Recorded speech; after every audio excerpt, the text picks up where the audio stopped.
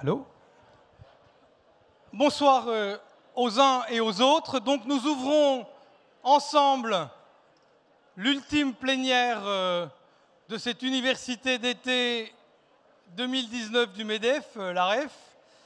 Et au fond, voilà, en permettant à chacun de prendre sa place, dans nos entreprises, on le sait bien, la dernière slide, le dernier transparent, le dernier moment d'une réunion, et cette REF est organisée comme un dernier moment, c'est les devoirs à faire avant la prochaine réunion.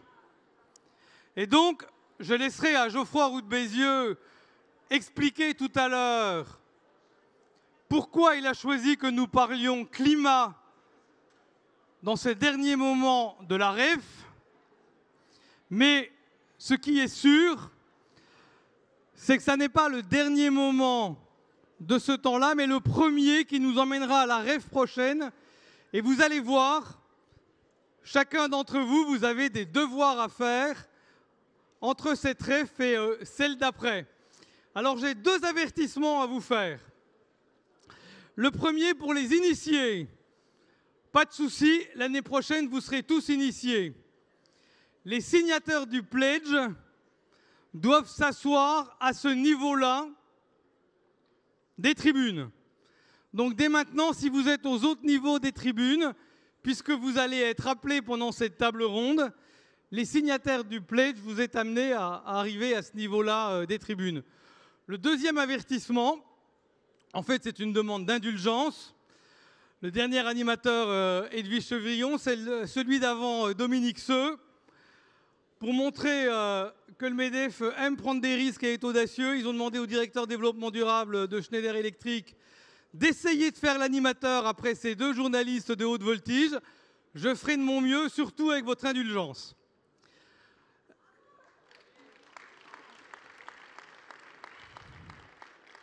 Par ailleurs, et avant d'appeler les intervenants, je voudrais vous dire qu'il y a trois nouveautés qu'apporte cette nouvelle séance de clôture à l'agenda des universités d'été du MEDEF.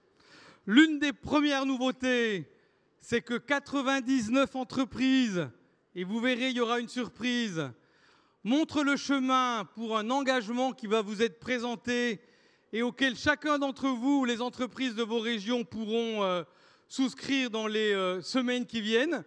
C'est les devoirs dont je parlais. Probablement que cette nouveauté au milieu de ce programme sera pour les séquences des années suivantes un enseignement. Le deuxième, c'est que ça n'est pas rien de se dire que cet engagement est un engagement libre que prennent des entreprises sur le climat. On sent, après le G7, avant la Climate Week et autour de toutes les interpellations, combien le climat est important.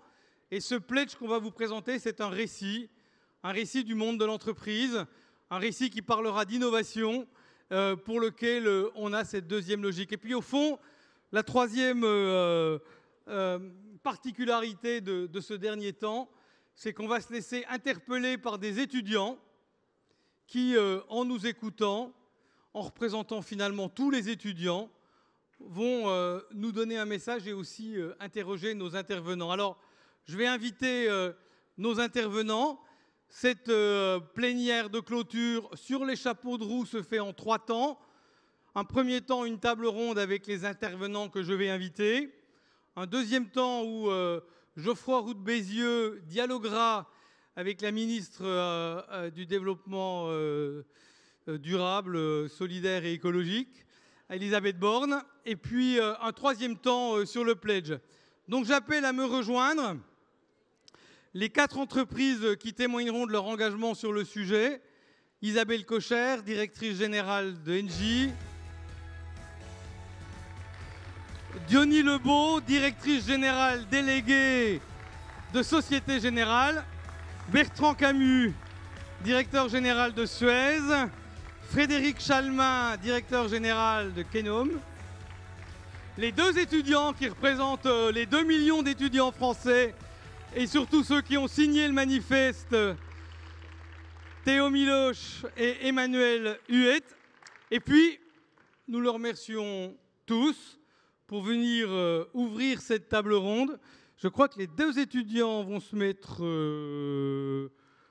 là, Bertrand là, voilà, voilà. Et puis on va accueillir le dernier qu'on mettra là. Merci à Bertrand Piccard, que je vous demande d'applaudir, de nous rejoindre.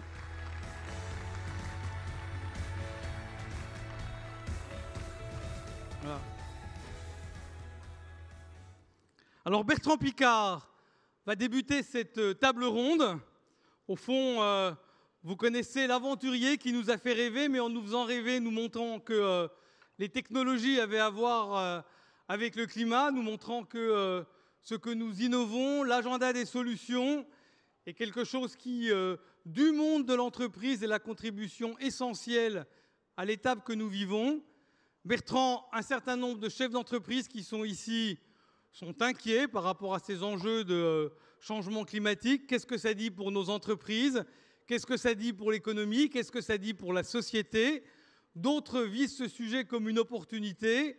Avec ton expérience personnelle, la nouvelle fondation que tu lances dans laquelle un certain nombre d'entreprises françaises ont décidé d'être partenaires, quel message d'ouverture tu nous donnes pour ce récit à inventer tous ensemble sur la relation entre l'ambition économique qui est la nôtre, dans lequel il y a à la fois de l'environnement mais aussi du social, et puis les enjeux du XXIe siècle que nous découvrons davantage de jour en jour.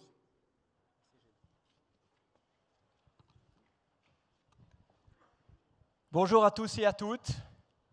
Gilles a parlé du mot « inquiet ».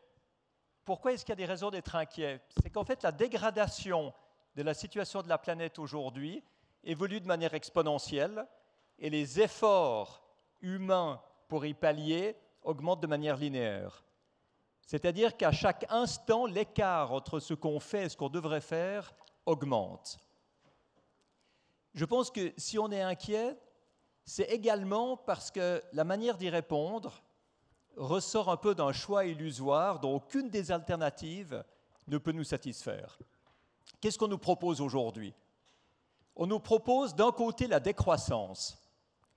La décroissance, c'est l'assurance d'un chaos social total, avec des millions de gens au chômage et un effondrement de tout l'encadrement des plus démunis. Et puis de l'autre côté, on nous propose la croissance quantitative, en se disant que pour faire marcher les entreprises, pour pouvoir assumer nos responsabilités de solidarité, il faut continuer à produire de plus en plus, parce que c'est que comme ça qu'on va y arriver, avec comme conséquence, assurément, un chaos environnemental. Donc finalement, les deux alternatives ne sont pas satisfaisantes. Et ce que j'ai appris à travers l'aventure Solar Impulse, ce n'est pas à piloter un avion solaire. Ce que j'ai appris, c'est que les technologies qui sont aujourd'hui à disposition pour répondre aux enjeux climatiques, non seulement existent, non seulement permettent d'accomplir des buts a priori impossibles, mais en plus, elles sont rentables. C'est le marché industriel du siècle. Alors comment est-ce qu'il faut en parler? Je crois qu'il faut voir qu'entre la décroissance et la croissance quantitative, il y a une troisième voie. Et c'est cette troisième voie-là qui est intéressante pour les entrepreneurs et les chefs d'entreprise. Cette troisième voie, c'est la croissance qualitative. C'est quoi la croissance qualitative? C'est quand on crée des emplois et qu'on fait du profit en remplaçant les systèmes, les infrastructures, les produits qui sont inefficients, polluants et démodés par des infrastructures, des produits et des systèmes qui sont modernes, qui sont efficients et qui protègent l'environnement. Et ça, aujourd'hui, c'est possible. Parce que si on gaspille 50% de l'énergie qui est produite, c'est parce que les systèmes qu'on utilise datent de 1880, au début de l'ère pétrolière. Alors on se targue d'avoir le dernier téléphone portable pour être moderne, mais tous nos systèmes énergétiques et tous nos systèmes de production d'énergie et tout le gaspillage énergétique est dû au côté complètement inefficient et démodé de ce qu'on utilise dans les domaines industriels, énergétiques, de mobilité, de construction, etc. Et c'est là que les nouvelles technologies ont leur place. C'est là qu'on voit qu'on peut créer plus d'emplois et faire plus de profits en protégeant l'environnement qu'en continuant à le détruire. Et je pense que c'est là qu'il y a de l'espoir. On n'est ni dans l'écologie pure, ni dans la productivité pure, et peut-être même qu'on peut dire qu'on n'est pas dans l'écologie parce qu'on est dans la logique. Et c'est ça qu'il faut, c'est cette logique qui consiste à se moderniser. C'est le marché industriel du siècle. Mais par contre, on voit que ça ne va pas suffire. On ne va pas suffire parce que le développement durable, ce n'est pas que le changement climatique, ce n'est pas que l'efficience énergétique, ce n'est pas que les nouvelles technologies. Le développement durable, c'est également la lutte contre toutes les aberrations dans lesquelles notre monde est arrivé. On parle aujourd'hui des feux de la forêt amazonienne parce que ça se voit sur les images satellites. Mais les incendies de la forêt amazonienne représentent seulement 10% de la déforestation réelle qui se fait à la tronçonneuse. Alors on réagit aujourd'hui, mais ce n'est pas en luttant contre les feux de la forêt amazonienne qu'on va réussir à arrêter le problème. C'est en constatant que notre monde consomme de manière complètement irresponsable tous les produits qui sont issus de cette déforestation, que ce soit en Amazonie, que ce soit en Indonésie, que ce soit dans d'autres pays. On est dans un monde qui a perdu le sens de la raison. On critique d'un côté des phénomènes dont on profite de l'autre. On mange des produits qui contiennent des produits chimiques qui devraient être totalement interdits. Les oxydes de titane, quand j'ai vu que c'était cancérigène, mais que c'était utilisé parce que c'était un excellent lubrifiant pour la pâte de pâtisserie dans les tuyaux, je me suis dit qu'on perdait la tête. Et là où on perd le plus la tête, c'est dans les inégalités de notre monde. Les inégalités, on les a longtemps présentées comme moralement inacceptables. Mais ça ne suffit pas. Il faut présenter ça comme une stupidité économique qui consiste à laisser la moitié de la population en dehors des réseaux de consommation. Ça veut dire que vous avez la moitié de la population mondiale qui ne consomme pas ce que vous produisez, simplement parce qu'ils n'ont pas les moyens de le faire, parce qu'on écrase leur salaire pour qu'ils gagnent suffisamment peu pour que les autres gagnent plus, en oubliant que finalement, à long terme, on s'appauvrit nous-mêmes. Et les inégalités, ce n'est pas seulement économiquement stupide, c'est également extrêmement dangereux. Les gens qui n'ont rien à perdre sont des gens qui finissent toujours par se révolter. Alors on voit qu'on est pris dans une course entre le court terme où on essaye de s'enrichir le plus possible et le long terme où on va s'appauvrir inexorablement. Comment est-ce qu'on réagit à ça? Je pense qu'il y a énormément d'entreprises qui sont prêtes à être des pionniers et le French Business Pledge qui est présenté aujourd'hui en est un exemple. Mais on ne va pas changer le monde s'il n'y a que des pionniers qui amènent des propositions. Aujourd'hui, ce qu'il faut, c'est que les autorités, les gouvernements, tout le monde politique accompagnent ce mouvement. Autrefois, c'est intéressant parce qu'on voit que le monde politique était en avance sur le monde des entreprises. Aujourd'hui, c'est le monde des entreprises qui est en avance sur le monde politique. Et c'est à vous, entrepreneurs et chefs d'industrie, à demander de l'aide au monde politique. Parce que sinon, ils ne le feront pas. Alors d'un côté, c'est vrai qu'il y a les enfants qui descendent dans la rue et qui donnent un alibi au monde politique pour agir. Mais ça marche le samedi matin quand la grève a eu lieu le vendredi, et c'est le vendredi que les enfants descendent dans la rue. Non, il faut faire plus. Et je pense que vous avez une voix extrêmement crédible pour demander aux autorités et au gouvernement de rendre obligatoire pour ceux qui sont récalcitrants les mesures que prennent les pionniers spontanément. Tout ce qui est contenu dans ce Business French Pledge est remarquable. Remarquable. Mais tant que ça reste une minorité d'entreprises, on n'avancera pas. Par conséquent, autant sur le plan social, sur le plan de la lutte contre les inégalités, que sur le plan de toutes les aberrations dans lesquelles on vit aujourd'hui, on ne sera capable de remettre de l'ordre que si les entreprises récalcitrantes sont obligées de s'aligner sur celles qui sont les plus à la pointe et qui sont des pionnières. Donc vous voyez que c'est extrêmement concret. Ça se passe dans toutes les négociations à avoir entre le monde de l'industrie, le monde de l'entreprise et le monde politique. Si c'est vous qui demandez, le monde politique va suivre. Si vous n'osez pas demander, on aura uniquement quelques pionniers, on aura uniquement quelques personnes dans la société civile qui continueront à sonner la sonnette d'alarme, sans aucune action, sans aucun bras de levier et sans aucun résultat. Donc vous voyez pourquoi il y a de l'espoir, c'est parce qu'il y a des solutions, et pour que ces solutions soient mises en place, eh bien, il y a directement votre intervention qui est possible et qui est souhaitée. Donc la balle est dans votre camp, et c'est vous qui serez gagnant. Bonne chance.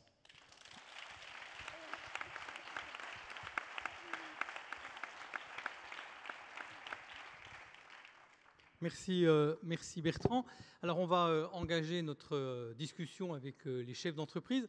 Vous l'avez remarqué, le programme de notre REF, c'est climat, inégalité, conflit, quel capitalisme demain.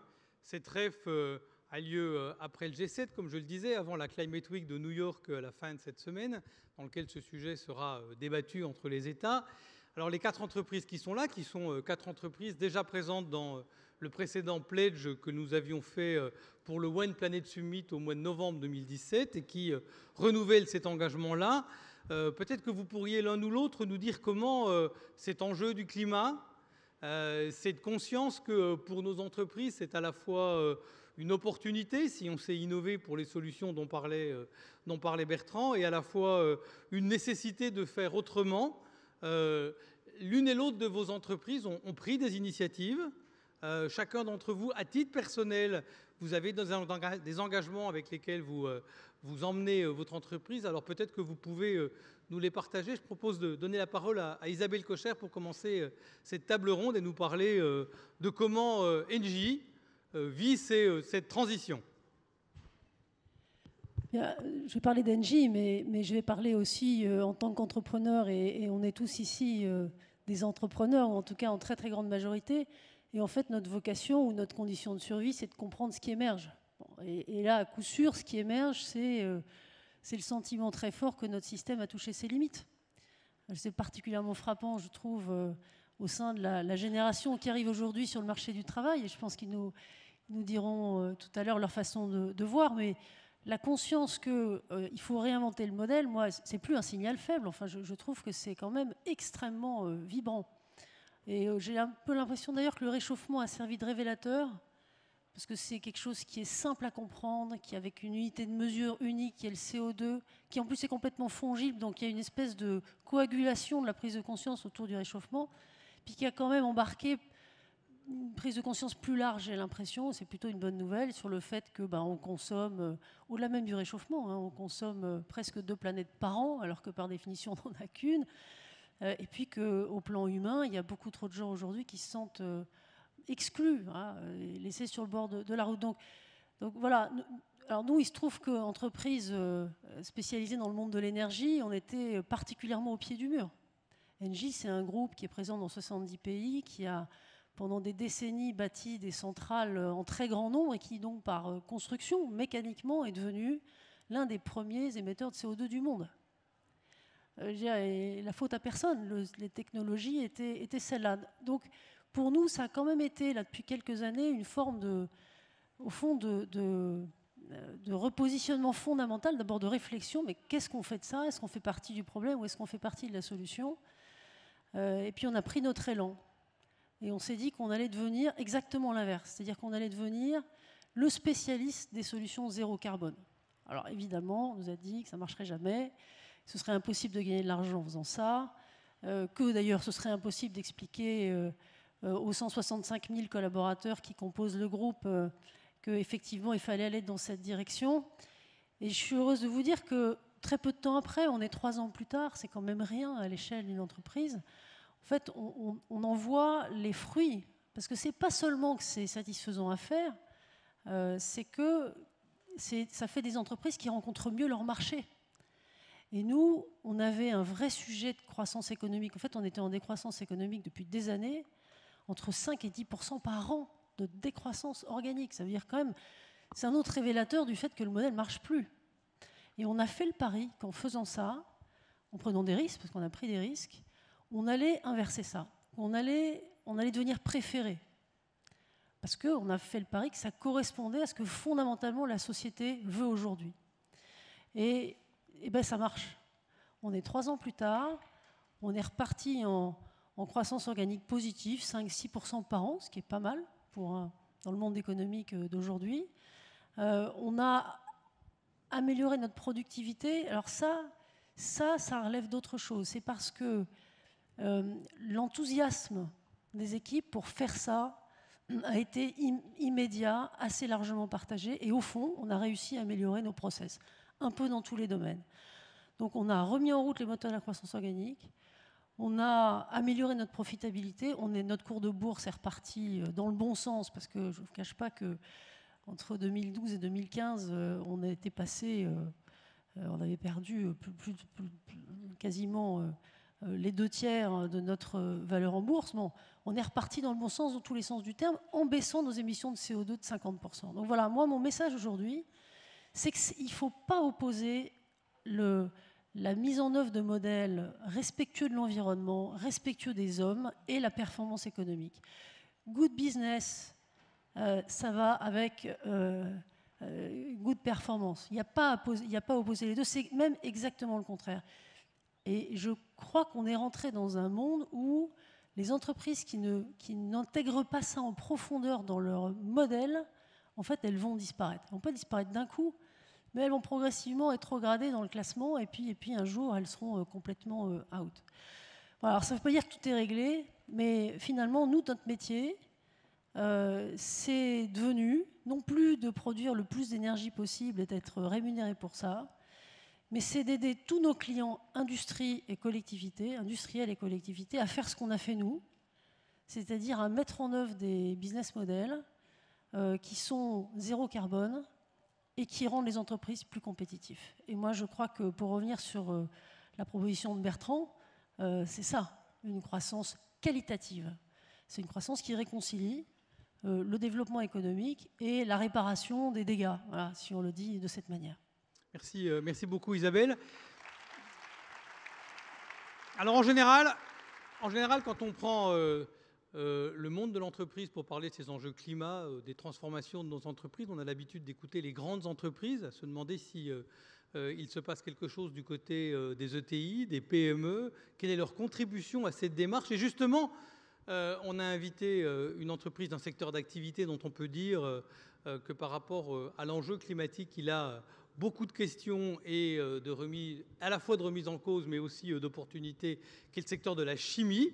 Je remercie François de nous avoir rejoints.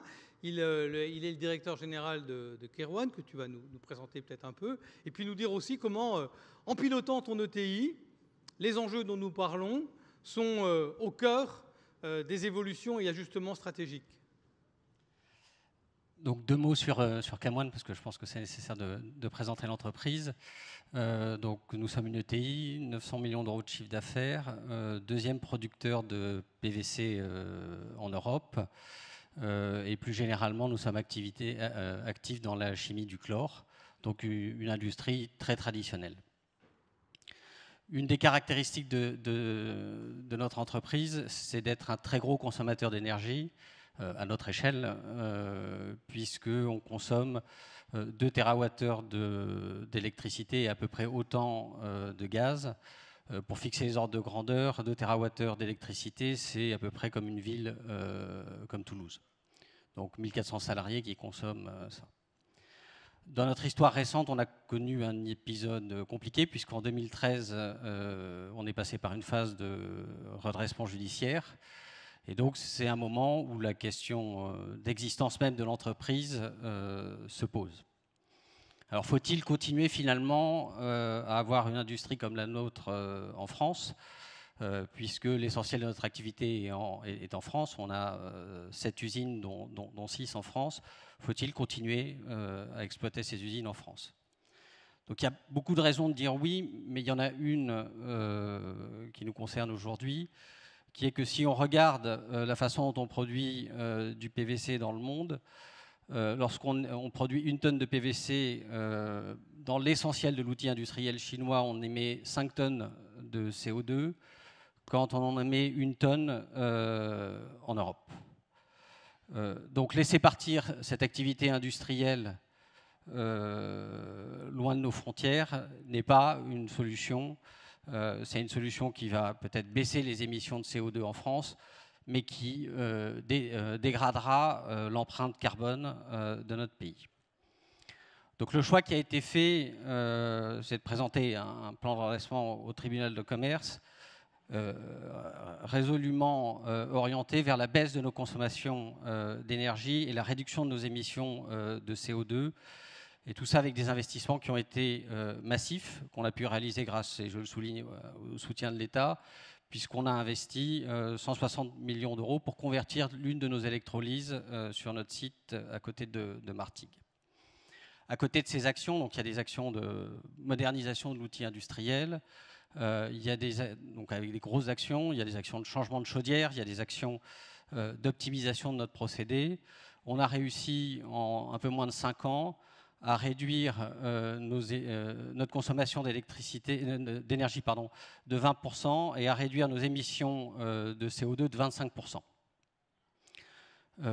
Donc même sur des industries très traditionnelles comme nous, on a les leviers, vous l'avez dit tout à l'heure, il y a des leviers technologiques, ils existent. Il faut s'en emparer avec résolution et y croire et aller de l'avant. On a pour les années qui viennent à nouveau un programme du même ordre, donc on devrait voir nos émissions baisser du même ordre. Il y a 2 points pour conclure sur lesquels je voudrais insister. Le premier, j'ai pris l'exemple de la Chine tout à l'heure. Si on peut prendre l'exemple des États-Unis, l'essentiel, enfin à peu près la moitié de la production de chlore aux États-Unis se fait avec des émissions et des consommations d'énergie qui sont le double de ce qui se fait en Europe. Donc pour une entreprise comme la nôtre, s'engager dans des programmes comme ça, c'est engager à la fois toutes les ressources financières dans ces projets-là, mais également toutes les ressources humaines. Donc c'est des moments de fragilité. Et on est absolument convaincu qu'on prépare l'avenir, que ce sera l'avenir, mais la période de transition est une période de fragilité et il faut qu'on prenne garde de maintenir ce tissu industriel en France le temps de cette transition. Parce que je ne crois pas qu'on reconstruira un tissu industriel qu'on a laissé se défaire. Donc, j'en appelle au pouvoir politique, si je puis dire, pour nous soutenir dans cet engagement qui est absolument fondamental. Voilà ce que je voulais dire. Merci François. Alors on a parlé du secteur de l'énergie, du secteur de la chimie, un secteur qu'on a l'habitude d'appeler le secteur de l'environnement. Et donc en donnant la parole à Bertrand Camus, qui est le directeur général de Suez, donne la parole à une entreprise qui, par définition, semble vivre une proximité avec les enjeux dont nous parlons qui est grande, mais une proximité aussi qui n'oublie pas à la fois les risques et les opportunités, le fait que pour faire votre métier, vous êtes aussi vous-même un émetteur important. Comment vous engagez ce dialogue entre le métier que vous faites pour l'eau, pour les déchets, et votre propre capacité de devenir vertueux?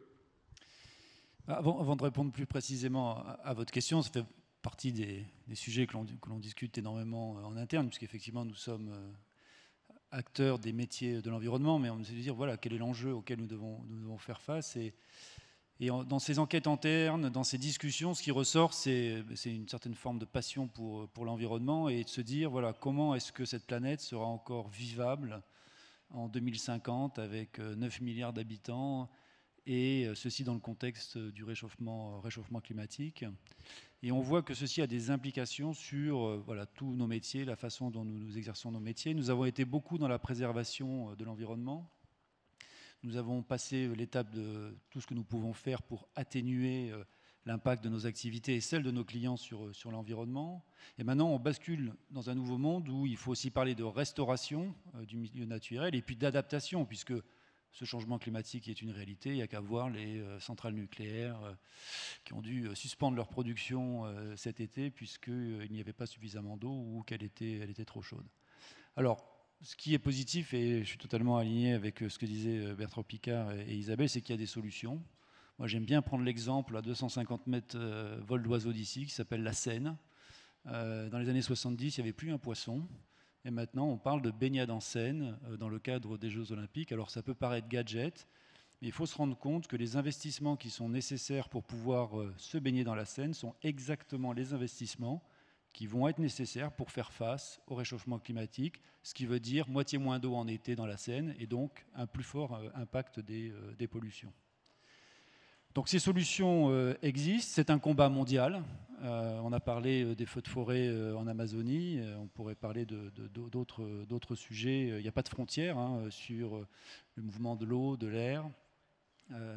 Et donc aussi, c'est très important de pouvoir développer des solutions adaptées à ces pays, puisque c'est, je pense, un peu simpliste de vouloir culpabiliser sans apporter de solutions. Pourquoi est-ce que ces pays n'auraient pas le droit de pouvoir se développer comme nous l'avons fait dans les décennies passées? Et donc, comment les aider, trouver des solutions business pour pouvoir mener ce développement dans un cercle vertueux? Alors, ce qui est très intéressant pour des passionnés de l'environnement comme nous, moi j'ai 25 ans de maison, c'est de voir le niveau de mobilisation, alors au niveau des citoyens. J'apprécie beaucoup l'initiative des étudiants, parce qu'il va falloir changer nos comportements. Les entreprises, vous êtes là, nous sommes là, le pledge.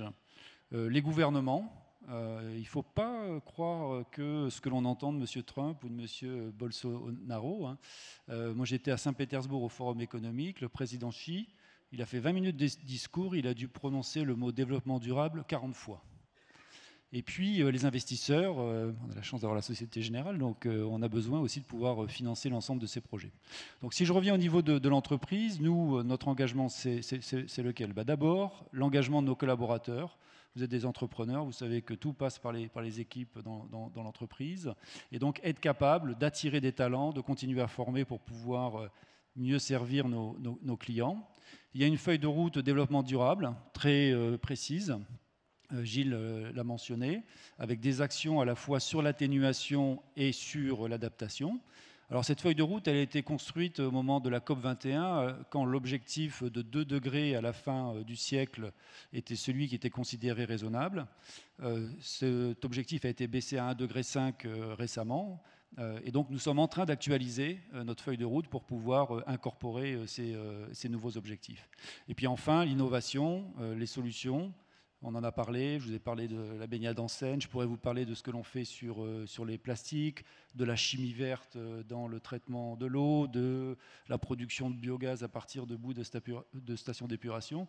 Mais moi, il y a aussi un sujet qui est pour moi très important, c'est tout ce qui est le sociétal. Ce que l'on fait par exemple en pays émergents, être capable d'amener des services essentiels comme ceux de l'eau potable, c'est une vie beaucoup plus agréable pour les hommes et surtout pour les femmes, qui sont souvent les premières victimes de ces services de basse qualité. Et voilà. Et donc notre enjeu, c'est d'être capable de développer l'ensemble de ces solutions, indépendamment du niveau de développement de pays, pour pouvoir apporter des solutions concrètes à ces enjeux. Merci Bertrand. Alors, probablement qu'un certain nombre d'entre vous, vous connaissez un organisme qui est lié au MEDEF qui s'appelle Entreprises pour l'environnement. Entreprises pour l'environnement, il n'y a pas très longtemps, a publié une enquête qui s'appelle Zen 2050, dans laquelle le thème était comment imaginer et construire une France neutre en carbone. Alors évidemment, on retrouve des entreprises comme Michelin, Saint-Gobain, Schneider Electric, les entreprises des dirigeants qui sont ici dans cette étude, mais quand on regarde les acteurs économiques qui ont contribué à cette étude, on y trouve aussi la Caisse des dépôts, BNP Paribas, le Crédit Agricole et la Société Générale.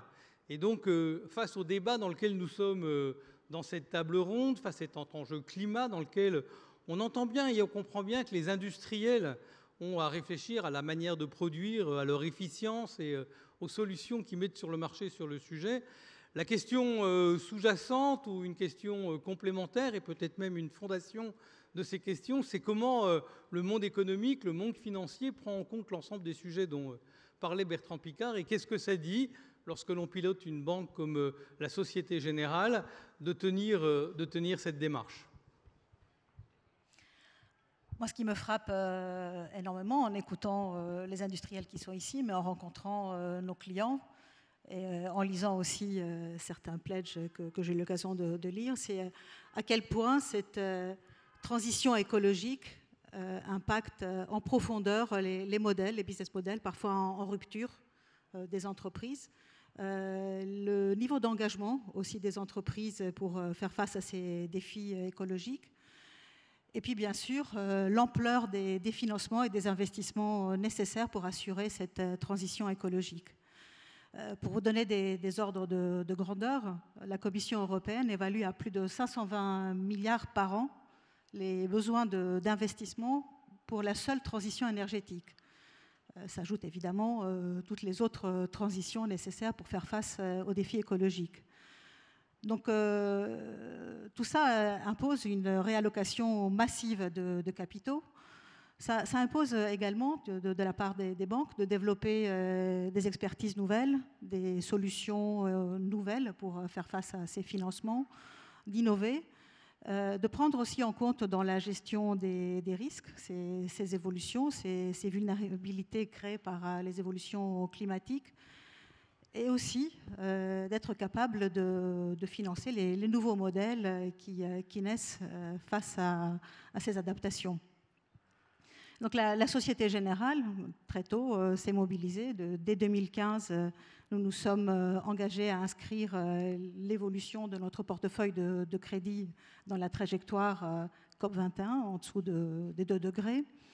Et concrètement, comment on fait ça ? Ça impose des décisions, des choix difficiles, une mobilisation importante et un travail très étroit avec les clients et les entreprises. Premièrement, nous nous sommes engagés très fortement à financer les énergies renouvelables. Nous les finançons depuis plus de 10 ans. Et nous nous sommes engagés à financer à hauteur de 100 milliards d'euros d'ici 2020 la transition énergétique. Nous sommes en 2019 et nous sommes quasiment à cet objectif avec un an à l'avance. Et pour ce faire, nous avons développé des nouvelles offres de financement, les obligations vertes que Engie connaît bien, qui est un des leaders dans l'utilisation des obligations vertes, mais aussi des solutions innovantes comme le crowdfunding. Nous avons un stand ici de Lumo que vous avez peut-être vu, qui finance les énergies renouvelables en faisant appel au financement participatif. Le deuxième engagement, très important et priorité, a été la réduction du financement des énergies les plus carbonées. Et en particulier, la priorité a été le désengagement du charbon, avec l'engagement d'arrêter les financements dédiés dès 2016. Et puis récemment, il y a quelques semaines, d'arrêter de financer les entreprises charbon et de sortir complètement de ces financements d'ici 2030 ou 2040 selon les régions.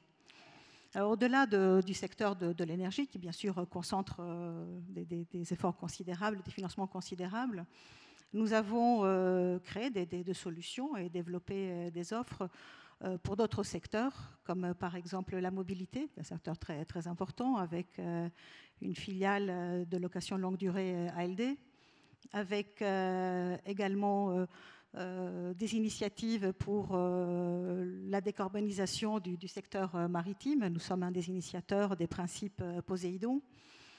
Les villes durables, et puis de façon très importante pour la Société Générale, le développement durable à bas carbone de l'Afrique, qui est une de nos priorités stratégiques, je pense est très importante aussi pour nous, Européens. Enfin, nous sommes aussi une entreprise, on a une banque qui accompagne la transition de nos clients, mais aussi soucieux de réduire notre propre empreinte carbone. Et nous avons lancé une initiative de taxe carbone interne qui nous permet de financer des initiatives proposées par nos collaborateurs. C'est un facteur d'engagement considérable pour les collaborateurs de pouvoir contribuer en apportant des nouvelles idées. Alors je voulais juste, pour finir, partager une conclusion, et c'était une conviction, c'était les propos aussi d'introduction. C'est que dans cette transition écologique, ce qui va être important dans la réinvention des modèles économiques, ça va être de concilier les deux impératifs les plus importants de notre temps, qui sont le climat et la réduction des inégalités. Et finalement, c'est de cet équilibre-là, la capacité de concilier ces deux impératifs, qui va permettre en fait d'atteindre une croissance qui ne sera ni le chaos social ni le chaos environnemental. Et ça va nécessiter une coopération et une action collective. Et puis enfin, la deuxième conviction, c'est que les entreprises ont un rôle clé à jouer. On voit bien que les solutions viennent des entreprises, qu'elles ont cette capacité d'innover. Et nous avons une forte responsabilité en tant que banque de les accompagner dans cette transition. Mais nous pensons aussi que c'est une formidable opportunité et une source de confiance aussi quand on voit finalement l'engagement des entreprises. Merci Diony.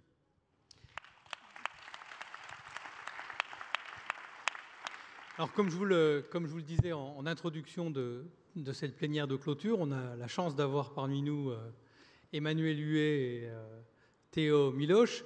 Dans la précédente table ronde, Virginie Raison disait « On voit bien qu'il y a une jeunesse qui attend ». Et puis, par ailleurs, nous voyons tous, évidemment, Greta, mais derrière Greta, tous ceux qui suivent ce sujet, beaucoup de jeunes qui, partout dans le monde, se mobilisent, agissent, prennent la parole, pensent à cette planète A qui est la leur pour le reste de leur vie. Et en France, il y a une initiative d'étudiants que beaucoup d'entre vous connaissez, que tous les autres allaient découvrir, qui est le Manifeste pour le réveil écologique.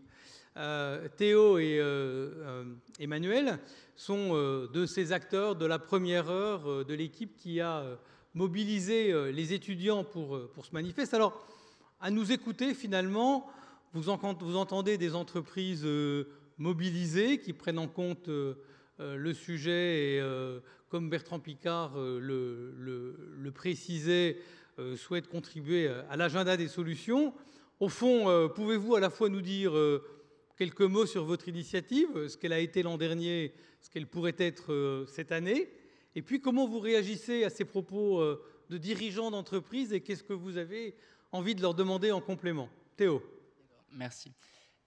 Déjà, j'aimerais commencer en fait en revenant sur une intervention de ce matin qui m'a marqué. C'était celle de M. Sarkozy, dans laquelle il balayait d'un revers de main la crise climatique pour dire que l'enjeu de notre siècle était démographique. Donc non. On a là, deux enjeux extrêmement compliqués, difficiles à traiter, et on ne peut pas se permettre de les évoquer aussi légèrement, d'autant que les deux sont très liés, et ça tombe bien parce qu'on est là pour en parler. Donc, pour ceux qui ne nous connaissent pas encore, le Manifeste étudiant pour un réveil écologique, c'est un groupe d'étudiants, 30 000 en France, rassemblés autour d'un texte qui dit notre conscience du péril climatique et des limites écologiques de notre modèle économique actuel. À l'origine, il y a un groupe d'étudiants de grandes écoles qui ont justement fait part de leur effarement face au manque d'ambition généralisée en matière de transition écologique.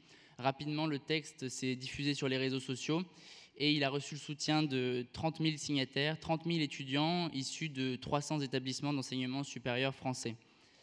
Donc face au défi du changement climatique, ces étudiants ont d'abord pointé les défaillances de l'enseignement supérieur français. Il y a une urgence à faire en sorte que les établissements d'enseignement supérieur apportent les compétences et les connaissances nécessaires à leurs étudiants, à la jeunesse, pour qu'on soit à la hauteur finalement des défis scientifiques et techniques qui vont se poser à nous. Le fil directeur finalement de notre action sur ce volet-là, c'est de dire que les étudiants à la fin de leur parcours académique doivent être informés des enjeux et formés pour y répondre. Et on peut vous garantir, en tant qu'étudiant actuel, que ce n'est absolument pas le cas aujourd'hui. Si l'enseignement supérieur doit évoluer, c'est aussi le cas pour le monde du travail. Il faut valoriser finalement ces connaissances et ces compétences acquises dans le domaine de la transition écologique. Et il faut leur donner une liberté d'action dans la conduite de la stratégie d'entreprise. C'est le deuxième axe du manifeste, finalement. Les signataires ont affirmé leur refus de travailler pour des entreprises qui vont à l'encontre de leurs convictions. Et c'est joliment résumé dans cette phrase qui avait été reprise. À quoi bon aller au travail à vélo si c'est pour contribuer aux activités d'une entreprise qui participe à l'aggravation du réchauffement climatique ou à l'épuisement des ressources. Donc vous le savez, le réchauffement climatique, les changements climatiques, l'effondrement de la biodiversité, l'épuisement des ressources, ça pose des risques de plusieurs ordres aux entreprises, des risques physiques d'abord, sur les infrastructures, sur les circuits d'approvisionnement, des risques assurantiels dont on entend de plus en plus parler, des risques légaux aussi qui montent. Et finalement, le manifeste vient rendre visible une nouvelle forme de risque qu'on a identifié comme un risque de recrutement. Et les entreprises qui seront réfractaires à ce changement ou trop peu ambitieuses dans le cap qu'elles se fixent se verront opposer en fait un refus croissant des jeunes diplômés à venir rejoindre leurs équipes. Depuis la parution du texte, les étudiants du manifeste ont souhaité dépasser le positionnement de lanceurs d'alerte pour aller à la rencontre des responsables d'enseignement supérieur, pour aller à votre rencontre, les patrons d'entreprise, pour répéter notre message et essayer d'identifier ensemble les freins à un changement plus ambitieux. Finalement, depuis le début de l'année, on a conduit plus d'une centaine de rendez-vous. Et à partir de ce cycle d'échanges et des conclusions qu'on en tirait, on a développé des outils à destination des signataires qui sont distribués, qui leur seront fournis dès la rentrée, pour qu'ils aillent plus loin dans leur démarche sur nos deux volets, nos deux axes de travail que sont la formation et l'emploi. Comment faire évoluer dans leurs écoles les formations défaillantes sur les enjeux de transition écologique, comment bien choisir son employeur tout en sachant déceler le greenwashing. C'est finalement les deux axes de travail, les deux priorités qu'on s'est fixées pour avancer sur ce combat-là, parce que de notre point de vue, on n'a pas le temps d'attendre d'avoir les positions, les postes à responsabilité qui sont les vôtres pour agir. Merci. Merci Théo. Merci Théo pour cette description de votre mobilisation. Alors justement Emmanuel, quand on a cette description de mobilisation, vous avez eu accès au pledge dès le début de cette semaine. Vous venez d'entendre 4 chefs d'entreprise sur les mobilisations et les ajustements de leur entreprise. Comment vous avez envie de réagir à ce que vous entendez et de compléter au fond l'échange, le débat, et qu'est-ce que vous aimeriez leur demander ? Au fond, c'est très positif. Ce qu'on voit, c'est qu'il y a de la volonté. Oui, il y a des choses qui avancent. Il y a de plus en plus de personnes qui se mobilisent pour le changement climatique. L'État commence à refuser des accords commerciaux pour des motifs liés au climat. La question écologique commence enfin à prendre l'ampleur et prend enfin la place qu'il est de droit dans le débat public. Mais je pense que vous le savez aussi bien que nous, les choses vont trop lentement pour qu'on puisse éviter la catastrophe. Et cela parce que collectivement, on est encore très loin des objectifs que l'on s'est fixés pendant les accords de Paris en 2015. Et en écoutant les entreprises qui sont là, on se demanderait comment ça se fait qu'on est aussi loin de ces objectifs si tout le monde s'engage. Et la réalité, c'est peut-être parce que pas assez de monde s'engage, et s'engage trop peu, ou s'engage de manière plus communicationnelle que dans les faits. Et les faits viennent nous le rappeler. Le mois de juillet a été le plus chaud jamais enregistré depuis qu'on a commencé à observer et à enregistrer les températures. Il y a encore beaucoup de gouvernements et d'industries qui nient en bloc les réalités du changement climatique. Il y a encore un effondrement de la biodiversité qui est de plus d'1 million d'espèces en voie de disparition, comme nous les rappellent les derniers rapports de l'IPBES, par exemple. Alors, des annonces seront faites, oui, à l'issue de cette table ronde, et nous ne pouvons que nous en réjouir, et nous remercions les entreprises qui ont pris l'initiative et le leadership pour enclencher ce changement. Mais en tant qu'étudiant, futur diplômé, et puis simplement en tant que citoyen, on aimerait vous demander d'aller plus loin, à la fois collectivement et chacun. Et c'est peut-être une bonne configuration ici d'avoir à la fois des représentants du gouvernement, du monde des entreprises et des citoyens, pour qu'on arrête enfin de se renvoyer la balle en disant que c'est à l'autre de commencer à agir. Et je pense qu'il y a des choses bien qui sont faites de ce côté-là. Et ce qui nous intéresse aussi aujourd'hui, c'est pas seulement que vous sortiez de cette table ronde en vous demandant quelle doit être votre prochaine politique RH pour attirer les jeunes de grandes écoles qui sont très alarmés par ces enjeux écologiques, mais vraiment que vous ayez une réflexion plus profonde sur votre rôle à long terme dans la transition écologique et qu'il y ait plus d'ambition dans ces changements et que l'impératif écologique soit au moins sur le même plan que l'impératif économique, si ce n'est encore plus loin, encore au-dessus. Et alors peut-être qu'est-ce qu'on entend par là? L'un des projets sur lequel on a travaillé est un questionnaire que nous avons écrit et que nous allons transmettre à des entreprises qu'on a rencontrées jusque-là et dont bon nombre font partie, bon nombre des entreprises à nos côtés font partie. Et la question est la suivante, c'est comment vous pensez utiliser votre capacité d'action en tant que dirigeant pour entraîner vos parties prenantes externes et entraîner l'ensemble des personnes en interne dans ces transformations profondes. Et j'entends par là, peut-être préciser ma question avec l'ensemble des trois questions qui font partie de ce questionnaire et qui ont pour but de mieux cerner la réalité et l'ampleur de vos engagements. Avez-vous mis en place des formations d'au moins 20 heures sur les soubassements physiques des enjeux climat, biodiversité et d'épuisement des ressources à destination de votre comité exécutif, votre CA, de vos cadres et de l'ensemble de vos collaborateurs? Est-ce que les enjeux climat et biodiversité sont pris en compte, ont déjà influencé la revue stratégique de vos actifs? Est-ce que vous avez une réflexion vraiment profonde sur l'utilité des produits que vous mettez sur le marché et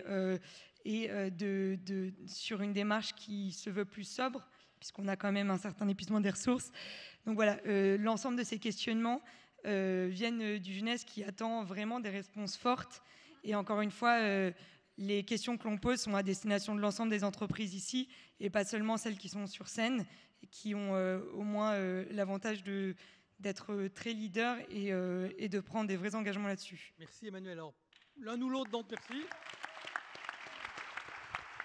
Au fond, chaque entreprise aura à répondre profondément à ce questionnaire, mais ce qu'il y a derrière cette question, c'est comment vous, dirigeants, qui voyez clair par rapport à l'avenir de la société et à ce que votre entreprise doit porter comme contribution, Isabelle l'a un peu dit dans son propos, comment vous embarquez à la fois les collaborateurs, les rendre plus intelligents sur le sujet et mobilisés, d'une part, et puis peut-être quelles relations, comment interagissez-vous avec vos parties prenantes? Peut-être que l'un ou l'autre peut prendre la parole, on sent qu'on est à la fin de cette université d'été. On le prendra, vous écrirez, etc. Mais là, qu'est-ce que vous voudriez dire par rapport à ces questions? Isabelle.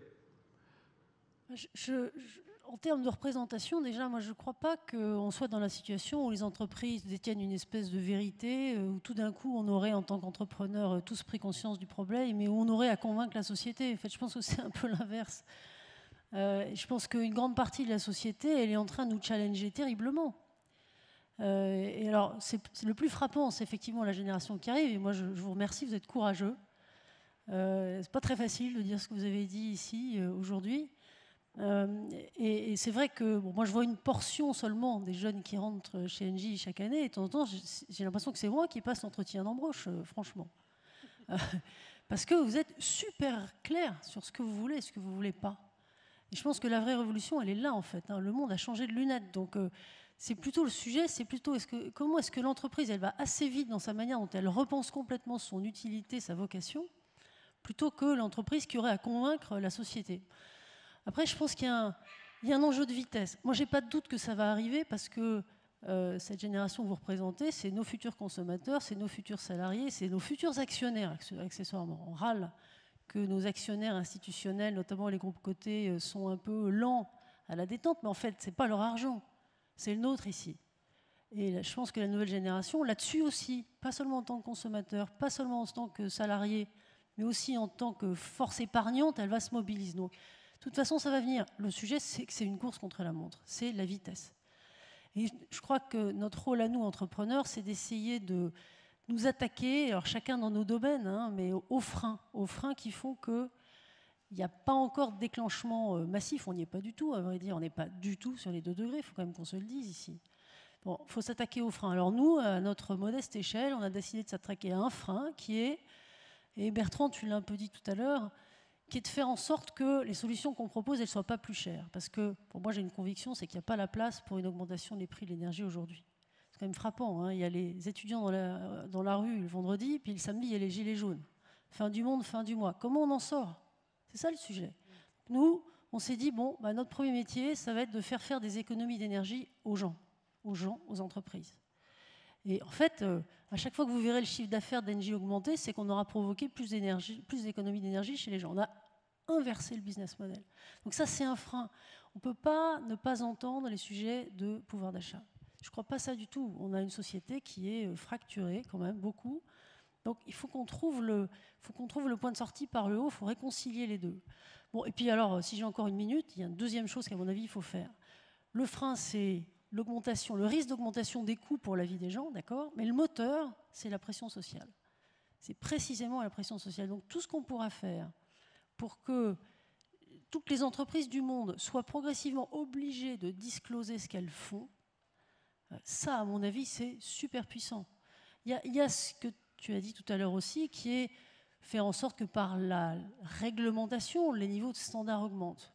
Mais je pense que ce qui ira beaucoup plus vite, c'est le bashing.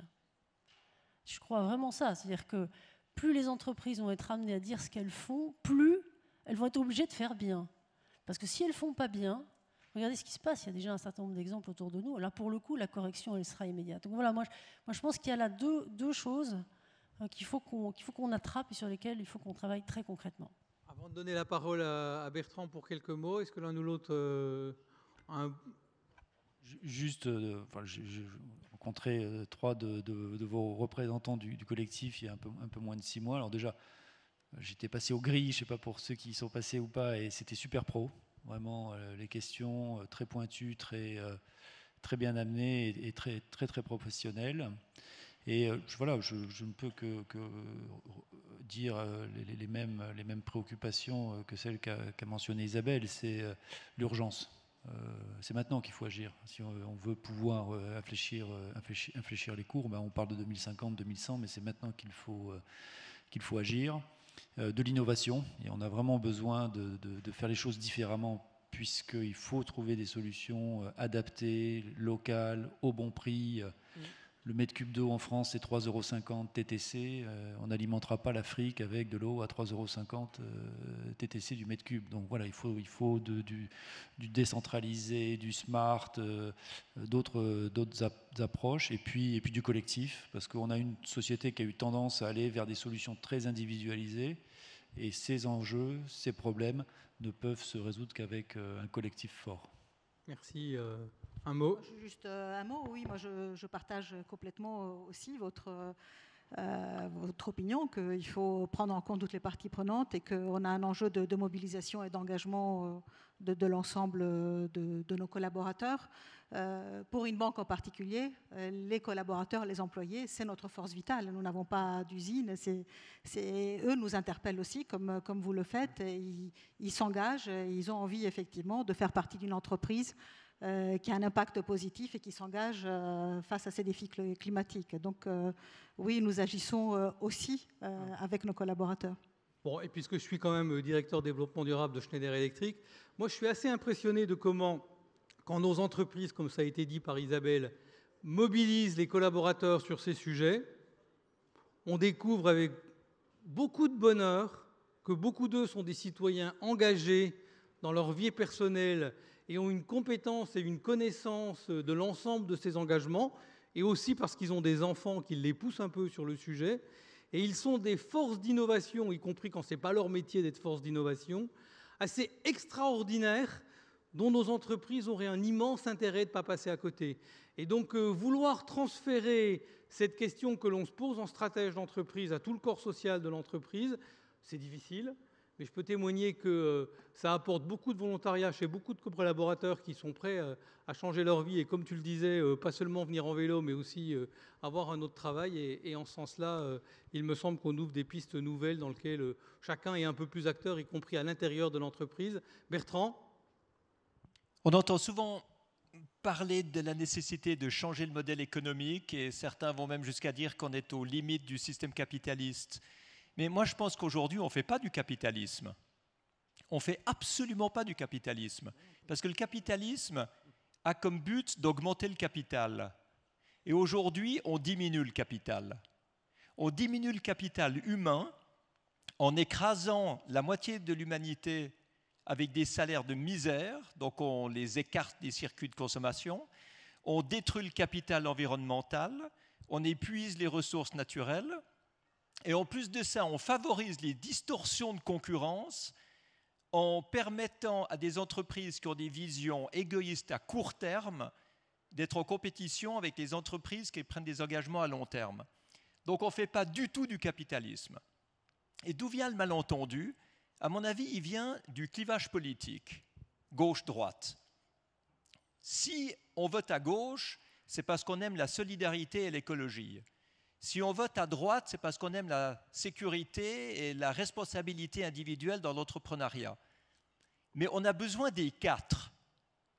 Et les quatre valeurs devraient être transparties. Et quand un parti politique aujourd'hui, qui est à gauche, commence à parler de sécurité ou d'entrepreneuriat, ou quand un parti de droite commence à parler de réduction des inégalités et d'écologie, eh bien on l'accuse d'empiéter sur la plate-bande de l'autre. Eh bien, moi, je vous encourage à empiéter sur la plate-bande de tout le monde, parce que ce n'est qu'en empiétant sur toutes les plates-bandes qu'on arrivera à avoir des prairies fleuries, et pas en continuant dans son petit précaré. Merci beaucoup. Alors, ils vont... chacun de ces intervenants, que je remercie, va rejoindre la salle, si je peux dire ainsi. Et pendant ce temps-là, Geoffroy va me rejoindre.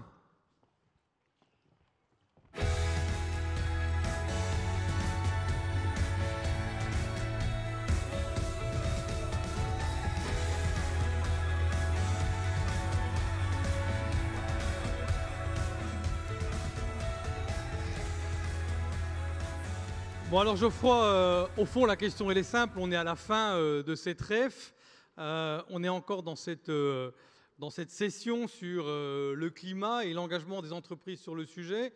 Dès qu'on a eu avec la commission développement durable du MEDEF une discussion avec toi sur ce pledge que nous avions pris au moment du One Planet Summit en novembre il y a maintenant 2 ans, tu as dit il faut qu'on fasse quelque chose de fort à la REF et montrer que les entreprises sur ce sujet-là se bougent et le font aussi collectivement, prennent des engagements. Au fond, peux-tu expliquer aux uns et aux autres ce qu'il y avait derrière cette volonté et pourquoi ça te paraît important ? Alors, rebonjour à tous. Je suis désolé, vous allez le constater rapidement, je n'ai plus de voix.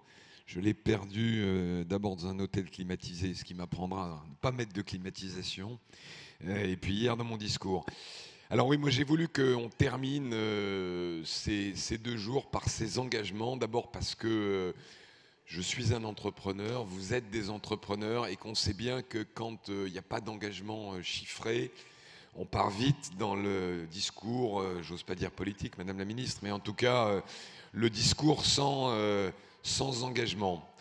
Et c'est vrai que cette initiative de Climate Pledge, chiffrée, vérifiable, quantifiable, contrôlable par des tierces parties, c'est un peu la quintessence de la logique d'entreprise. C'est pour ça que j'ai trouvé parfait de finir, de clore ces 2 jours placés sous le signe de la modernisation du MEDEF par ce défi majeur. Alors bon, je ne vais pas être trop long sur le défi, vous le connaissez. Juste un mot pour Théo, je crois. Je ne suis pas le porte-parole de Nicolas Sarkozy, comme disait Xavier Bertrand, mais il a dit une chose un tout petit peu différente. Il a dit qu'il ne faut pas que le défi climatique nous empêche de voir le défi démocratique et que les deux s'articulent. Et je pense qu'il a assez raison. Parce que malheureusement, c'est ni malheureux ni heureux, la croissance démographique qui est embarquée, et celle-là on ne peut pas la faire diminuer, on ne peut pas y faire grand-chose, sauf à prendre des mesures presque totalitaire d'une certaine manière, a un impact indiscutable sur les phénomènes climatiques. Donc, en tout cas, c'est la manière dont moi je l'ai pris, c'est le message que je porte. L'autre point qui me paraît important, c'est que par rapport à ces engagements volontaires, on ait un effet d'entraînement. Je crois que c'est Emmanuel, votre prénom, c'est ça, qui disait, mais on voit plein d'entreprises qui prennent des engagements, mais il ne se passe rien. Ben, il ne se passe rien au niveau mondial. Pourquoi? Parce que la France, c'est 3% du PIB, c'est 1% des émissions climatiques, de CO2, pardon. Et la France est vertueuse. Depuis 10 ans, les émissions des industries françaises, des entreprises françaises, ont baissé de plus de 20%. Et malgré ça, la planète se réchauffe, mais aussi l'empreinte carbone du pays continue à augmenter. Pourquoi? Parce qu'on importe.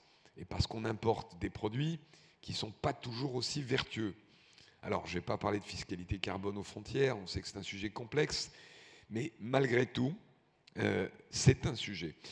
Le troisième point sur lequel je veux insister, moi je viens du monde de la tech, Bertrand Piccard a dit tout à l'heure, les solutions sont là, elles sont encore parfois très onéreuses. Dans des industries lourdes, elles ne sont pas toujours développables à l'échelle de la planète. Et là, on a besoin d'intelligence, là, on a besoin d'R&D, là, on a besoin de jeunes diplômés, ingénieurs ou commerciaux qui vont se mettre, qui vont mettre tout leur talent, toute leur énergie à peut-être pas réinventer les solutions, mais les déployer à grande échelle. C'est par la technologie qu'on résoudra le dilemme qu'a très bien résumé Bertrand. On ne peut pas rentrer en décroissance, parce qu'à part quelques illuminés, personne ne revenir à l'âge des cavernes, mais on ne peut pas continuer à produire en consommant autant de CO2. C'est ça le dilemme qu'on doit résoudre. Donc, nous allons avoir presque 100 entreprises, c'est ça, qui vont s'engager devant vous. Et l'idée, c'est que chaque année, on puisse, probablement dans ce lieu qui a l'air d'être plutôt une réussite, en tout cas si j'en crois vos retours et vos témoignages, il n'y a pas de climatisation d'ailleurs, donc probablement dans ce lieu, chaque année, on puisse faire le point de ces engagements, voir où on en est dans la courbe. On sait qu'on veut la neutralité carbone en 2050, mais d'ici là, il y a des points dans la courbe à atteindre. Merci, je laisse la place à la ministre de la Transition écologique et solidaire. Merci. Alors peut-être quelques mots. Ah, pardon. Non, peut-être quelques mots. Un scoop qu'on a vous partagé avec Geoffroy Roux de Bézieux par rapport à ce pledge. Ah oui. Alors, vous aurez tous, le document est en ligne, les engagements des 99 entreprises qui, au fond, dans ces engagements, ont fait en une seule page, une par une, la réponse à 4 questions. Il y a toutes celles qui avaient déjà pris un engagement il y a 2 ans, qui était un engagement pour les 5 ans qui couraient jusqu'en 2023. Eh bien, elles commencent à faire évaluation à mi-chemin de cet engagement pris. Ce n'est pas si habituel que ça de prendre un engagement et 2 ans après dire exactement ce qu'on a fait de cet engagement. Premier point. Deuxième point, elles prennent 3 engagements. Une vision à 2050, une vision à 2030 et puis les actions pour les 3 ans qui viennent jusqu'à 2023.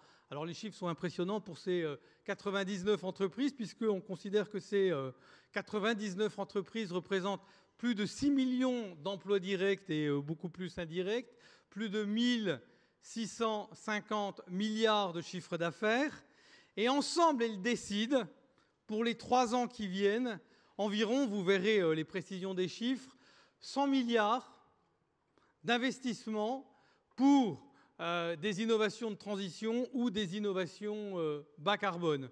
Chaque entreprise prend ses engagements, les précise, ils sont visibles, on peut en discuter avec les parties prenantes et donc on a là quelque chose de précis, de libre qui montre que ces engagements, c'est pas seulement, et bien sûr il faut avancer sur le prix interne du carbone, les questions de taxation carbone au niveau mondial, il en est question dans ce document, mais aussi de l'innovation. Et puis Geoffroy, en ayant parlé déjà cette semaine, et en sachant qu'il y a cette clôture, eh bien on peut dire dès aujourd'hui qu'on est 101 entreprises, puisque ce matin nous ont rejoint AG2R La Mondiale et Quant.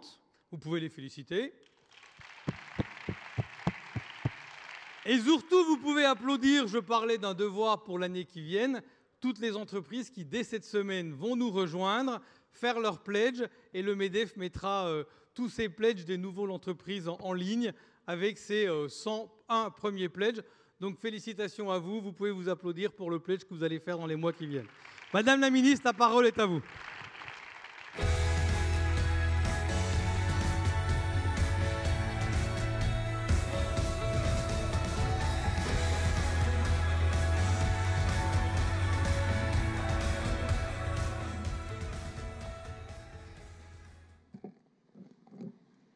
Monsieur le Président, Mesdames et Messieurs, alors tout d'abord, merci à toutes et à tous pour l'échange que nous venons d'écouter, qui nous confirme que la prise de conscience, mais aussi les engagements sont là. Alors effectivement, Emmanuel, pas partout dans le monde, je pense que c'est sans doute l'un des problèmes. Donc que les engagements sont là et donc qui nous montrent qu'on a raison d'être optimiste. Alors vous avez décidé de placer cet après-midi sous le signe des prises de conscience. Une prise de conscience, c'est toujours une forme d'audace, car c'est accepter de confronter ses certitudes à un monde qui change. C'est aussi un signe d'ouverture à la pensée des autres. Et je vous suis reconnaissante d'avoir imaginé vos rencontres dans cet état d'esprit. Et je crois que c'est précisément ce dont le débat sur l'écologie a besoin. Pour nourrir ce débat, je suis venue partager avec vous plusieurs convictions. Ces convictions que je porte en tant que ministre, je les ai acquises à travers mon engagement dans le service public, comme préfète, au contact d'un territoire rural et comme dirigeante de grandes entreprises publiques et privées. La première de ces convictions, c'est que l'on a trop souvent et trop longtemps présenté l'écologie comme l'ennemi de l'économie, les politiques environnementales comme une somme de règles, de contraintes, de procédures, de coûts qui pèsent sur la compétitivité des entreprises, qui entravent leurs actions ou condamnent leurs projets. Reconnaissons-le, au nom de la compétitivité, certaines pratiques ont été tolérées, certains projets encouragés, en dépit de leur coût environnemental. Le marché a longtemps ignoré le prix des atteintes à l'environnement. Ce biais n'est naturellement pas le propre des entreprises. Il concerne aussi les citoyens en tant que consommateurs. Il a concerné les pouvoirs publics, dont les choix en termes d'aménagement du territoire ou de politique économique ou industrielle n'ont pas suffisamment intégré l'enjeu écologique. Nous avons donc tous une part de responsabilité, mais, et c'est surtout ce que je suis venue vous dire, nous détenons tous une part de la solution. Opposer la transition écologique et l'efficacité économique, ce serait aujourd'hui une approche stérile et même contre-productive. Stérile, car le changement climatique est là. Ses effets se font déjà sentir. Personne ne peut plus contester l'urgence d'y apporter des réponses. Baisser les émissions de gaz à effet de serre et enrayer le déclin des espèces exige une mobilisation générale.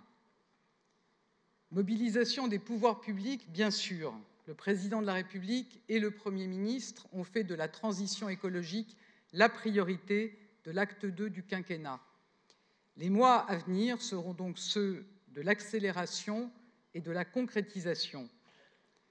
Mobilisation des ONG qui ont été précurseurs dans ce domaine et qui ont acquis une expertise précieuse. Mobilisation des partenaires sociaux qui se sont saisis de ces défis. Mobilisation des territoires qui inventent des solutions adaptées à leurs spécificités, que nous accompagnons notamment au travers des contrats de transition écologique sur lesquels Emmanuel Wargon est particulièrement mobilisé. Et bien sûr, et c'est le sens de ma présence ici, mobilisation des entreprises. Cette mobilisation est indispensable car le dérèglement climatique, sa rapidité et son ampleur font peser des risques sur toute la société. Les activités économiques ne sont pas épargnées. Ce dérèglement a des effets sur les ressources, sur la production, sur le fonctionnement des entreprises, sur l'organisation du travail au quotidien. Aucun secteur d'activité, aucune entreprise ne peut donc fermer les yeux sur la transition écologique. Opposer ambition écologique et efficacité économique serait non seulement stérile, mais contre-productif. La transition écologique est source de bouleversements, mais elle est une chance pour les entreprises. elle est porteuse de nouveaux marchés, de nouvelles opportunités. Les mentalités évoluent et avec elles les comportements. Des progrès technologiques s'accomplissent chaque jour sous l'effet des mutations en cours.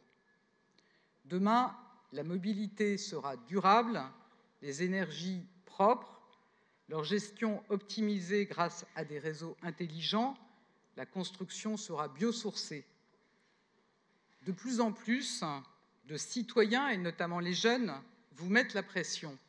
Ils vous demandent des circuits courts, des produits éco-conçus, réparables, recyclables. Ils exigent de la transparence, des pratiques exemplaires, de l'équité dans les relations commerciales. Tout cela, vous le savez, car l'esprit d'entreprendre, c'est avoir un coup d'avance et c'est savoir anticiper. L'histoire économique est jalonnée d'entrepreneurs visionnaires, de disruptions inattendues. Vous l'avez toutes et tous prouvé dans vos parcours, en créant des entreprises qui réussissent ou en dirigeant des fleurons français. Cette capacité vous donne aussi une responsabilité particulière, celle d'entraîner la société vers une économie décarbonée, vers la croissance verte et vers une prospérité soutenable. Le temps n'est plus au greenwashing, mais à rendre des comptes à des consommateurs et des investisseurs de mieux en mieux informés. Vous êtes nombreux à avoir saisi les nouvelles opportunités de cette économie. Et j'étais ce matin avec le Premier ministre à Roubaix, où j'ai vu à la fois un territoire très engagé, des familles qui ont été convaincues par une démarche qui redonne à la fois du sens à leur quotidien et du pouvoir d'achat, mais j'ai vu aussi des entrepreneurs audacieux qui ont saisi la dynamique de ce territoire en proposant des projets créateurs d'emplois et de richesses. Votre mobilisation s'illustre dans l'engagement que certains d'entre vous ont pris avant 2020, l'engagement avant 2020 d'investir 60 milliards d'euros dans les énergies renouvelables, l'efficacité énergétique et les technologies bas carbone. Cet objectif a été atteint et dépassé 2 ans plus tôt que prévu. Je souhaite évidemment le même succès à la nouvelle phase du French Business Climate Pledge, dans laquelle vous avez voulu vous engager à l'occasion de ces rencontres. Alors, la transition écologique est une chance, mais il faut être lucide sur certains de ses impacts immédiats. Certains secteurs, certains bassins d'emploi connaîtront ou connaissent déjà une diminution ou un arrêt de certaines activités. Je suis convaincue que la solution n'est pas de mettre le pied sur le frein, mais d'anticiper aujourd'hui pour ne pas avoir à subir demain des bouleversements inéluctables. Et sur le plan industriel, nous avons, reconnaissons-le, manqué certains rendez-vous pour positionner la France en avant sur des filières d'avenir. Je pense au photovoltaïque, aux batteries, ou même aux éoliennes. C'est donc notre responsabilité commune de nous engager dans les industries d'avenir et de préparer les filières de demain. Et c'est le sens du pacte productif 2025 lancé par le Président de la République en avril dernier. Le premier devoir de la puissance publique, c'est bien d'accompagner les entreprises, les territoires et les salariés dans cette transition. Et l'État y prend toute sa part. Alors je vous rassure, je ne vais pas vous lister toutes les démarches et les dispositifs, mais je voudrais mentionner le travail que nous menons ensemble pour la transformation des filières qui font la force de notre économie. Je pense aux contrats portés par les 18 comités stratégiques de filières. C'est aussi ce que nous faisons sur un tout autre plan en mettant à disposition des outils pour transformer vos process. Le Fonds Chaleur qui a permis de financer de nombreux projets depuis 10 ans dans l'industrie, des chaufferies biomasse, du solaire thermique, de la géothermie et qui est un levier majeur pour la décarbonation de notre économie. Il est en nette augmentation, 200 millions d'euros en 2018, 300 cette année, 350 l'an prochain. Alors je vous invite à vous en saisir. Et je voudrais également mentionner les certificats d'économie d'énergie dont nous prolongeons d'1 an la 4e période.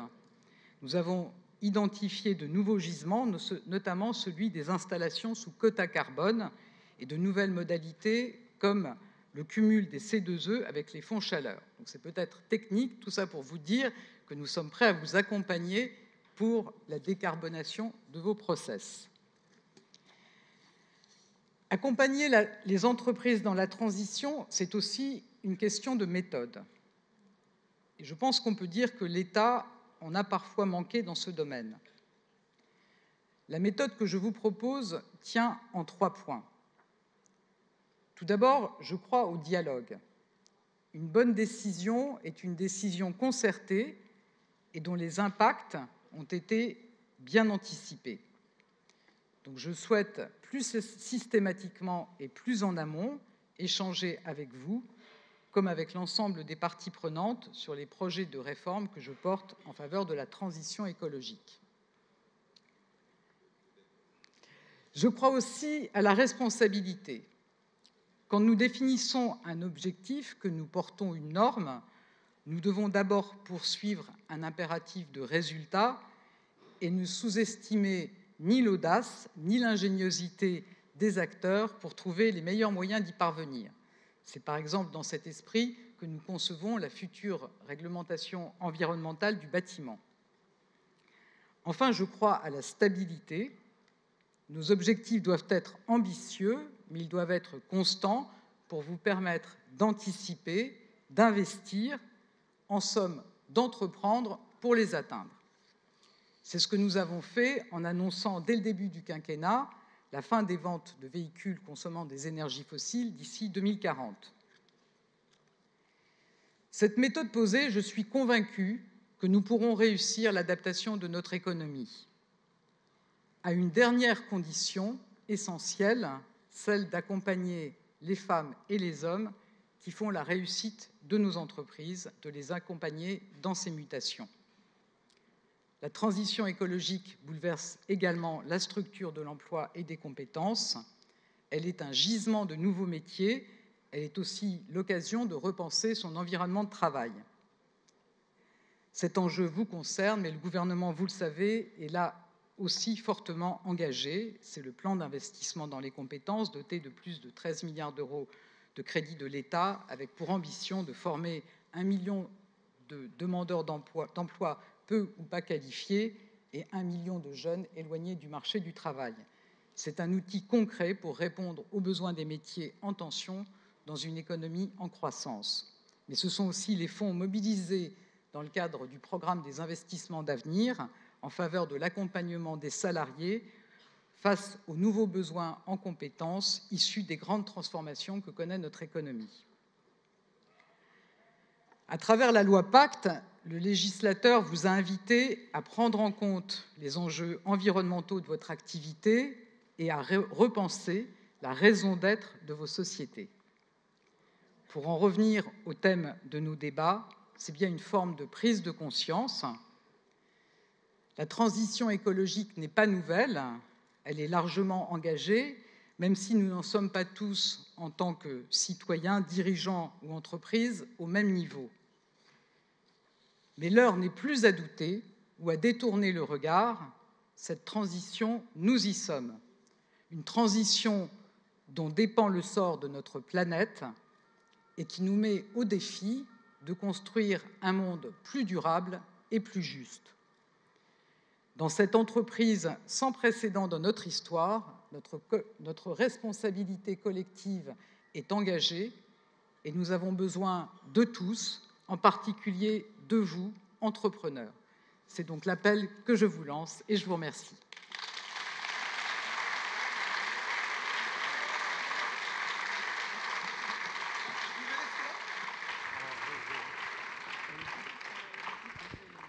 Voilà, alors il y a la dernière séquence dans laquelle Madame la Ministre va rester avec moi. On va enlever le podium et on va appeler les 101 signataires du pledge à venir prendre une photo derrière moi. Chacun va venir assez rapidement. Geoffroy va venir au milieu.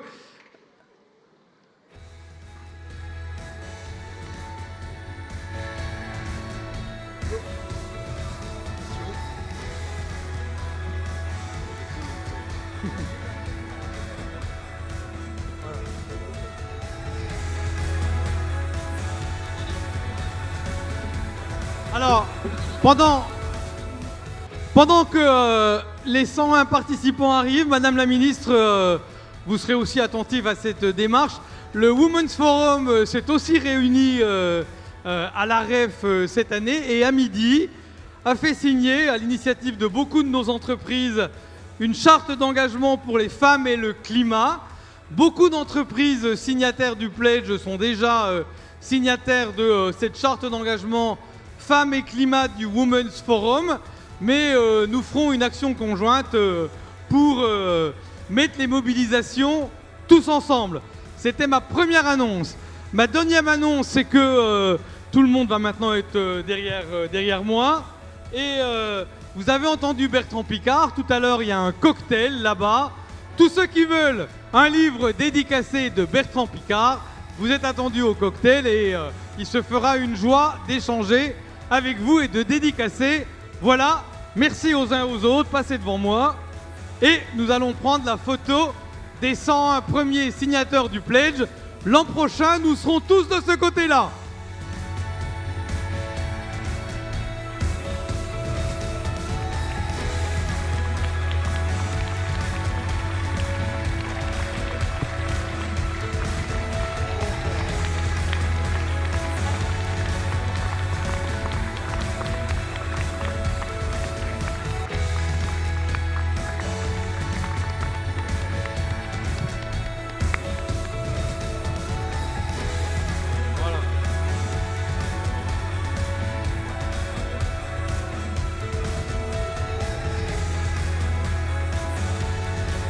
Voilà, j'invite chacun à rejoindre sa place et je donne le micro à Geoffroy Roux de Bézieux, notre président.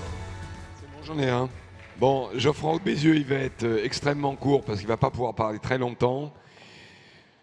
Je suis très heureux de finir sur cette belle image. Je crois qu'elle illustre vraiment ce qu'on a essayé de faire avec cette rencontre des entrepreneurs de France, avec ce changement de nom, avec ce changement de lieu, cette idée que les entreprises sont d'abord des solutions et que c'est elles qui détiennent les clés de tous les changements. Alors, je termine juste par un tout petit mot, je vous demande une petite seconde d'attention, parce que le MEDEF, c'est aussi une entreprise, ou en tout cas un groupe d'hommes et de femmes, et il y a des gens qui ont travaillé énormément pour organiser cette réunion, et il y a une personne que je voudrais particulièrement mettre en avant, puisque c'est sa dernière université d'été, elle en a organisé 21. Elle était là pour les 21 universités d'été. Et donc je vais vous demander, vous ne la connaissez pas, mais c'est comme toujours derrière les grands succès, c'est des gens qui travaillent. Je vais vous demander d'applaudir Béatrice Tenus, qui va venir sur la scène, et à qui je suis censé remettre un bouquet de fleurs, mais un bouquet de fleurs que je n'ai pas. Mais vous êtes censé, bravo, vous pouvez vraiment l'applaudir, elle est formidable. Ben voilà, avec 2 bouquets de fleurs. Alors j'ai qu'une main. Voilà. Voilà. Bravo Béatrice. Au MEDEF, je vais terminer par une petite blague. Au MEDEF, on est pour la retraite un peu plus tard, mais quand même, il y a un moment. Voilà, à 68 ans. Ah, alors il faut le dire pas trop fort, parce qu'on va se faire engueuler. À 68 ans, il était temps que je raccroche les crampons. Mais en tout cas, pendant ces 21 universités d'été que j'ai organisées, pas toute seule, hein, avec toute une équipe, je me suis bien amusée. J'ai beaucoup travaillé, mais je me suis bien amusée, avec des moments d'émotion intense, des alchimies qui ont... Voilà, on ne sait pas pourquoi, tout d'un coup, les choses marchent et ça fait des souvenirs que je n'oublierai jamais. Donc merci en tout cas, et... J'espère être invité l'année prochaine. Merci. Merci à tous. Oui, et donc cocktail en sortant à droite.